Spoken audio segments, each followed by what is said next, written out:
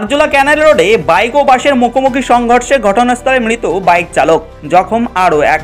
ভাঙড় সোনপুর ব্রিজ সংলগ্ন এলাকার ঘটনা। আজ সন্ধ্যা 7টা নাগাদ কামারগাতি থেকে কাজের উদ্দেশ্যে বাইক নিয়ে রওনা দিয়েছিল দেবাশিস মণ্ডল ও সুদীপ ঢালি নামের দুই যুবক। বাইক চালিয়ে তারা যখন সোনপুর ব্রিজ পেরিয়ে কলকাতার দিকে যেতে থাকে, ঠিক তখন অপর দিক থেকে কলকাতা থেকে জামেরকাছির উদ্দেশ্যে আসা কেবি 22 বাসের মুখোমুখি সংঘর্ষে ঘটনাস্থলে মারা যায় দেবাশিস মণ্ডল। এছাড়াও সুদীপ ঢালির অবস্থা আশঙ্কাজনক হওয়ায় স্থানীয়রা তাকে উদ্ধার করে নিয়ে যায় কলকাতার একটি সরকারি হাসপাতালে। ঘটনায় তীব্র চাঞ্চল্য ছড়ায় এলাকায়। পাশাপাশি কুলটি গ্রাম পঞ্চায়েতের অন্তর্গত কামারগাতি গ্রামে শোকের ছায়া নেমে এসেছে। কুলটি থেকে বাকিবুল্লাহ গাজীর রিপোর্ট, বাংলা সংবাদ 24।